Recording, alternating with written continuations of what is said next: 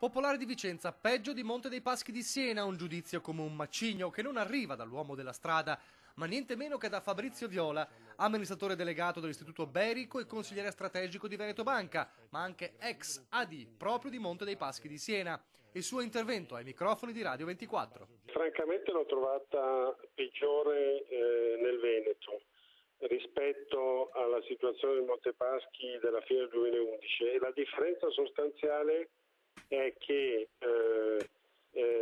fa riferimento al danno reputazionale che tutto quello che abbiamo evidenziato anche nell'azione di responsabilità ha portato per le banche. Al Monte dei Paschi di Siena, continua Viola, anche la precedente gestione non mi risulta che abbia fatto danni reputazionali, a parte l'andamento molto negativo del titolo, ma non c'è traccia delle cose che sono state fatte a Vicenza o a Montebelluna. Per dirlo in una battuta, a Siena nessuno ha messo le mani in tasca ai clienti.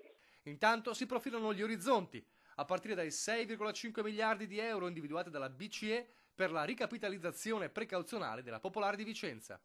Credo che non sarà quello che poi alla fine verrà stabilito. Ancora non è stato definito dalle autorità, ma è una cifra che a mio avviso non è del tutto indicativa di quello che sarà poi la reale capitalizzazione.